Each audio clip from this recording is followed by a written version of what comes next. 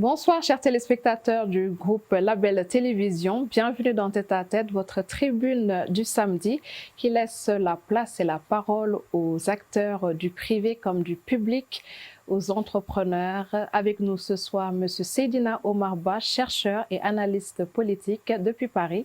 Bonsoir, Seydina Omar Ba. Ravi de vous avoir ce soir dans Tête à Tête. Bonsoir, Penda, et merci de m'accueillir dans cette émission et bonsoir à tous les téléspectateurs et téléspectatrices de Label TV. C'est un plaisir pour moi de prendre part à cette émission. Très bien. En espérant que les téléspectateurs apprécieront. Comme la coutume le souhaite, Monsieur Ba, je vous laisse vous présenter aux téléspectateurs qui nous suivent. Très bien. Difficile exercice. Oui. Je suis sénégalais, je suis né à Thiès, moi je suis thiessois. J'ai commencé mes études là-bas. Je veux citer vraiment le lycée Malick Sy qui a été un moment vraiment très crucial dans ma formation. Ensuite, l'université Gaston Berger. Et c'est ensuite que je suis venu en France. Et c'est un parcours assez classique d'un certain point de vue, mais ça reste quand même spécifique sur pas mal de points. Peut-être qu'on va y revenir. Mais actuellement, je travaille pour une entreprise française qui s'occupe de rédiger de grands rapports d'orientation sur la transition écologique et toutes ces questions liées à la santé. Et c'est mon activité essentielle aujourd'hui. Avant de revenir sur vos activités aujourd'hui, est-ce que vous pouvez revenir un petit peu sur vos expériences professionnelles? Très bien. D'abord, mon parcours, c'est que j'ai moi un triple parcours. J'ai une formation initiale en sociologie. J'en ai aussi en relations internationales et en sciences de l'éducation. Donc, tout ceci est un croisement qui fait qu'en fait, mon parcours professionnel a été profondément marqué par mon engagement personnel. Dès que je suis arrivé en France, quand j'ai terminé mes études, j'ai été consultant au moment même où la France avait pris la présidence française de l'Union européenne avec Nicolas Sarkozy. J'avais été sollicité pour une grande consultance sur l'Europe à l'horizon 2020. Nous sommes déjà en 2022. Nous sommes déjà en 2022. Déjà. Ouais. Et il me plaît de le dire parce que la France n'est redevenue présidente de l'Union européenne que cette année. Donc ça, c'était assez marquant dans mon parcours. J'ai aussi travaillé dans des ONG comme Aide et Action. Dans la communication, j'ai travaillé aussi un peu pour l'UNICEF dans le partenariat. Mais ma plus grande fonction ces dernières années, c'était, en tout cas l'une des plus grandes fonctions, c'était ma coordination de la Ligue internationale de l'éducation, puis en tant que directeur des opérations d'une ONG qui s'occupe de la protection de l'enfance au Sénégal. D'accord.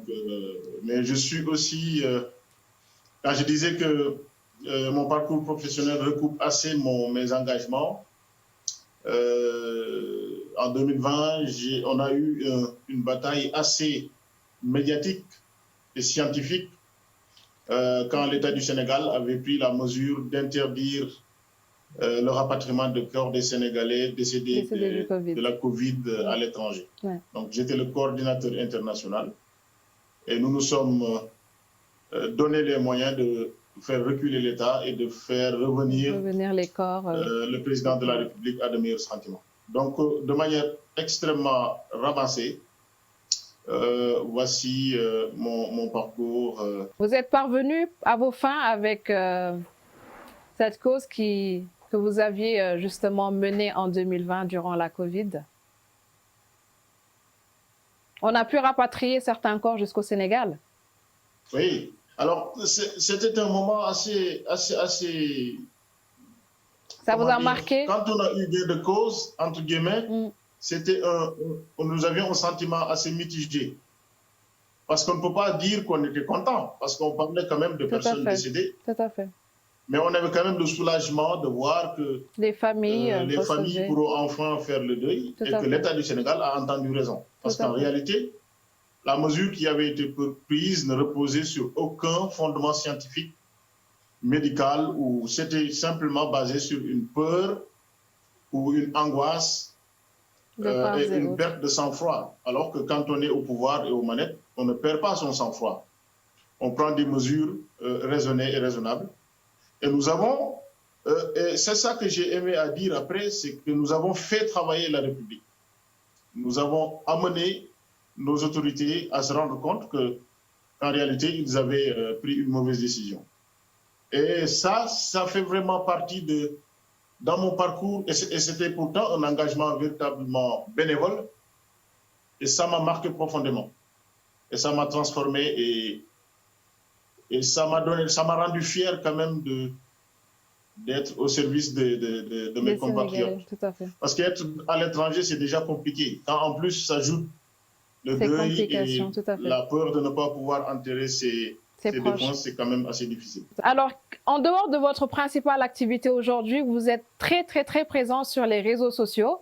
Vous n'hésitez pas à contribuer sur l'actualité politique, sociétale. Ça vous passionne ou vous avez vraiment ce besoin d'être actif et de participer à l'actualité? Oui. Très bien. Alors ça, c'est une excellente question parce qu'en fait, la plupart des gens qui me connaissent m'ont connu à travers les réseaux sociaux. Bon, des réseaux sociaux qui, d'un certain point de vue, sont parfois considérés comme un lieu où absolument on peut dire tout et n'importe quoi, où on perd son temps. Alors moi, j'ai découvert que en fait, c'est un excellent moyen de faire passer ses idées, de contribuer au débat public, d'influer, voire d'influencer même certaines décisions, finalement, avec sa propre plume et ses interventions. Et ça fait de nombreuses années que je suis vraiment présent sur ces réseaux et je suis très suivi et je peux ainsi contribuer au débat public dans mon pays. Et ça m'a même amené parfois à rester dans un cadre en ne voulant pas ou en ne cherchant même pas à apparaître dans les médias dits classiques, parce qu'en fait, j'avais un message à passer et je le fais mieux passer sur les réseaux sociaux. Et donc, quand on dit réseaux sociaux aussi, il faut savoir que moi, ma présence est beaucoup plus marquée sur Facebook. Tout à fait. Où vraiment, j'ai un profil et une page qui sont très bien suivis. Donc, c'est non seulement une passion, parce qu'au début, c'était ça. Bon, c'est resté une passion, mais c'est aussi très utile pour véritablement dire son point de vue et ses commentaires sur la marche du pays.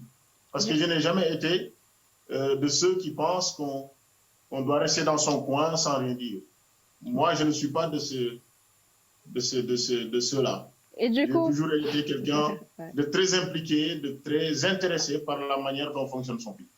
Et ça, les réseaux sociaux sont devenus incontournables pour véritablement dire ce que l'on pense, pousser ses idées, les défendre. Toujours dans le respect, dans l'éthique. Alors, comment vous gérez cette interaction avec ces internautes? Vous avez beaucoup de retours derrière? Oui. Ou beaucoup de gens qui vous disent peut-être merci pour ce que vous dites? Parfois, j'ai des difficultés parfois parce que parfois je sors ou je vais à des assemblées et des gens m'abordent pour me dire félicitations, tel jour vous êtes intervenu sur tel sujet, vraiment nous sommes ravis. Et parfois, bon, c'est très encourageant, mais ce qui est un peu peut-être bizarre, c'est que je n'arrive pas à mettre un nom sur les gens. Et ils me disent, ah oui, pourtant, je suis vraiment votre ami depuis de nombreuses années, je vous suis. Et ça, c'était... bon, moi, je suis assez proche des gens, donc je suis un peu gêné quand je n'arrive pas à mettre le nom un nom sur un visage. Mais bon, ça, je m'y suis fait. Hein.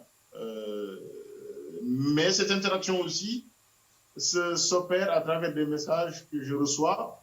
Parfois, je n'arrive pas à répondre à tous les messages, malheureusement. Mais je suis parvenu à tisser quand même des relations très intéressantes. D'accord.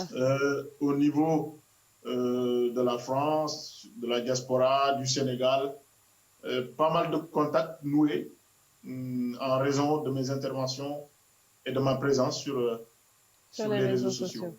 Vous avez une quelconque coloration, casquette politique?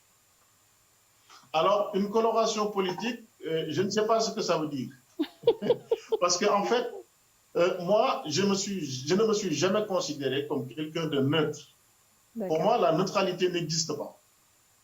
Les gens qui se disent neutres, ils ont quand même des idées.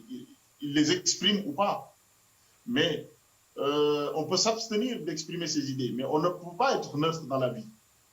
Et donc, en politique, je n'ai jamais été militant d'un parti ou d'un camp, mais j'ai toujours défendu des idées, une manière de voir les choses, une vision, ou en tout cas l'idée que je me fais de notre pays. Et donc, de ce point de vue, j'ai toujours eu ce qu'on appelle une coloration politique. Ma coloration politique, c'est que ce à quoi nous assistons depuis des décennies dans notre pays, en termes de gouvernance, en termes de politique publique, nous a véritablement conduit là où nous sommes. C'est-à-dire glorieux parce que et c'est ça, moi, l'idée que je défends. On va dire, oui, c'est un anti-système, peut-être. Peut-être que le système qui est en place ne me va pas. Et donc, j'ai toujours été engagé pour donner mon avis, et c'était le sens d'ailleurs de mon engagement et de mes interventions sur les réseaux sociaux et dans les médias, dans mes écrits, pour dire qu'il faut absolument changer de cap. Et donc, c'est ça ma coloration politique. Avant de vous demander... peut-être qu'on va aller plus loin dans ce domaine, parce que peut-être les téléspectateurs auront à découvrir peut-être une nouvelle étape dans mon engagement politique. Alors, avant de vous demander quels sont les peut-être principaux changements à apporter aujourd'hui à la politique, quelle est votre lecture actuelle de ce qui se fait, de ce qui se passe? De la situation politique, c'est qu'en fait, je note quand même un décalage de plus en plus grand, un fossé de plus en plus grand entre les préoccupations des populations. Qu'est-ce qui se fait? Et en fait, la manière dont nos autorités gouvernent le pays. Bon, je ne suis pas un nihiliste. Hein. Je pense que quand même, dans un pays est un tout et qu'il faut faire des investissements autant que faire se peut dans tous les domaines, si possible. Je pense qu'il y a des domaines prioritaires qui concernent en fait une majorité de Sénégalais et qui ne sont pas pris en charge. Du coup, je note un fossé entre le débat politique. Le débat, s'il y a débat public, le débat politique et les vraies préoccupations des Sénégalais. Du coup, il y a une sorte de rupture de confiance. Ça, ce n'est pas propre au Sénégal. Hein. Je pense qu'il y a une rupture de confiance, il y a une certaine défiance vis-à-vis des acteurs politiques. Et ça, il me semble que c'est faute d'avoir compris et d'avoir mis en œuvre le sens premier de la politique, c'est-à-dire s'occuper des gens, s'occuper des problèmes des gens. Donc, on ne s'occupe pas assez des problèmes des gens au Sénégal. Et donc, c'est le dégoût, c'est la défiance. Et moi, ce que j'observe, c'est que quand on vient au Sénégal, à vol d'oiseau, vous roulez 3 kilomètres en sortant d'une grande ville, vous êtes dans le dénuement le plus total, ou face au dénuement le plus total. Et ça ne peut pas être une politique viable. Suite aux élections locales, on a vu que le parti en pouvoir et l'opposition ont, d'une certaine manière aujourd'hui, pu se réconcilier, entre guillemets, suite à la CAN. Comment vous analysez-vous aussi cette situation? Qu'est-ce qu'il y a lieu de faire aujourd'hui pour ces peut-être 2 prochaines années, pour une parfaite entente? Alors, moi j'ai une idée très claire hein, ce que je pense hein, qui doit se passer. C'est que, bon, la CAN, bon, quand même, peut-être féliciter quand même les Lions hein, et tout le peuple sénégalais. Parce que c'est quand même quelque chose qu'on attendait depuis. Donc, ça a créé quand même une émulation. Mais vous voyez, les difficultés ont repris vite le dessus. Parce que c'est un moment festif, mais qui ne supprime pas les difficultés auxquelles sont confrontés les Sénégalais. Mais ça a été un moment festif qu'il faut quand même apprécier.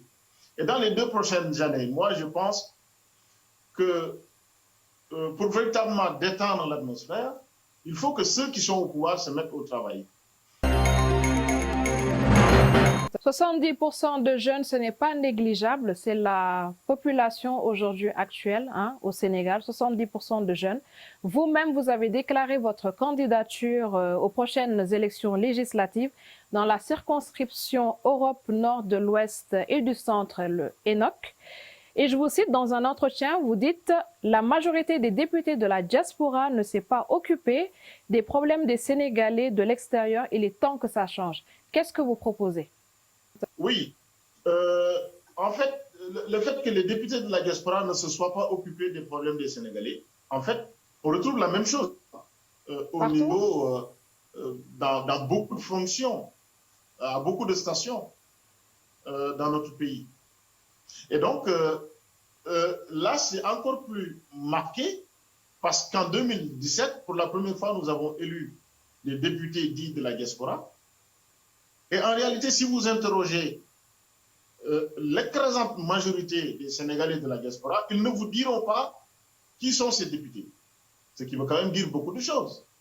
Et il n'a pas manqué, en tout cas, ce qui n'a pas, pendant 5 ans, les problèmes n'ont pas manqué. On a été confronté à des difficultés. Tantôt, j'évoquais la question de rapatriement des corps, à part 2-3 députés qui sont de l'opposition.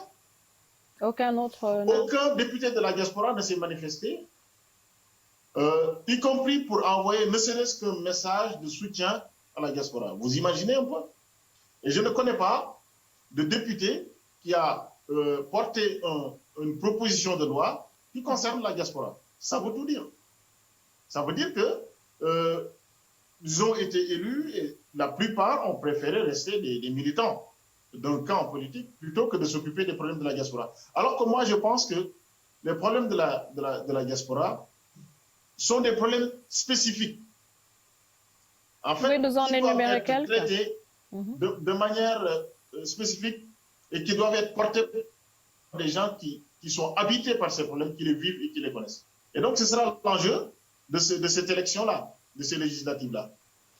Entre une dynamique nationale où des gens pensent qu'ils doivent être comme ça, élus, aller à l'Assemblée nationale et ne rien représenter, et des gens qui sont là pour véritablement essayer de régler les problèmes des Sénégalais à leur niveau. Et c'est dans ce cadre que s'inscrit ma candidature. Je vis en France depuis un certain temps, je connais vraiment suffisamment les problèmes des Sénégalais. Et au-delà de la France, la circonscription dans laquelle nous sommes est véritablement marquée par des problèmes qui ne sont pas les mêmes que ceux qu'on peut observer aux États-Unis, en Asie, en Afrique du Nord ou ailleurs. Donc, et cette complexité-là n'est pas assez prise en compte dans les politiques publiques. Qu'est-ce que vous proposez? Nous aurons à cœur de remettre cette complexité, de remettre ces problèmes et ces préoccupations sur la table, de proposer des solutions, parce que nous ne serons pas dans la dénonciation pure. Mais dans l'action, nous savons tous ce qui ne va pas, donc il faut aller vers les solutions.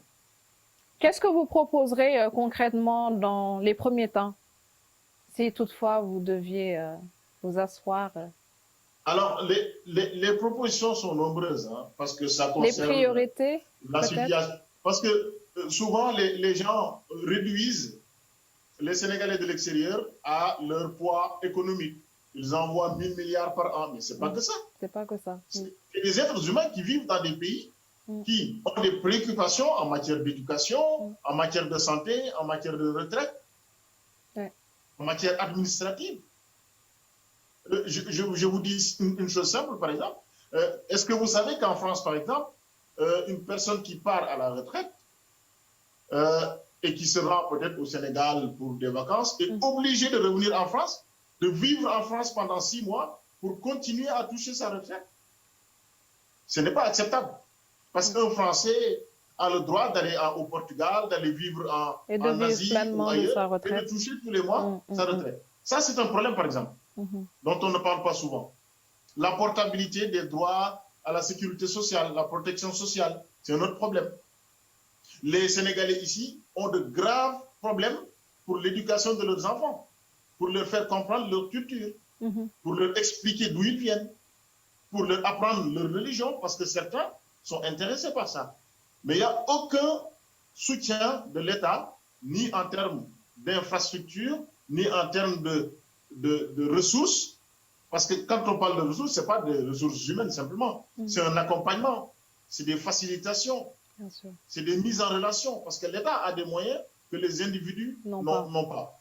Mais les Sénégalais sont livrés à eux-mêmes dans beaucoup de problèmes qui, en fait, ne rendent pas facile leur vie dans leur pays de résidence. Et tout ça, nous ne disons pas que l'État doit tout solutionner, parce que certaines solutions doivent être initiées par des organisations associatives, mais l'État ne peut pas être absent sur tous ces sujets. Ce n'est pas possible. Parce que les associations, les individus, les communautés ont des limites objectives et l'État a le devoir d'assister, d'accompagner, de mettre dans de bonnes conditions les Sénégalais où qu'ils sont.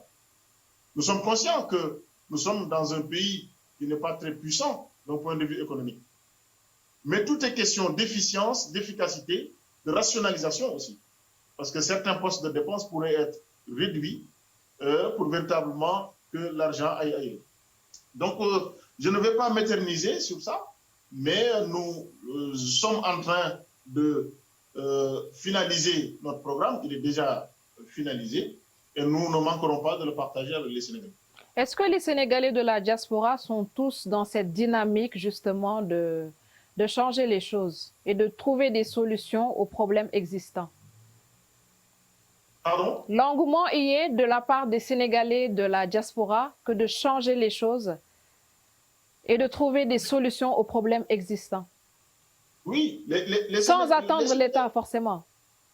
Alors, les Sénégalais de la diaspora se donnent tous les moyens à leur disposition pour véritablement régler des problèmes. Par exemple, la question, bon, on va y revenir, la question de la santé, la question de l'assurance, la question, tous ces sujets-là, en fait, sont pris en charge, en tout cas, par les Sénégalais eux-mêmes. La question du rapatriement, par exemple, en temps normal, hein, parce que là, tout à l'heure, on a parlé de Covid, mais là, en temps normal, on souhaite tous quand même pouvoir vivre très longtemps et vieillir et partir en paix au milieu des siens sur sa terre.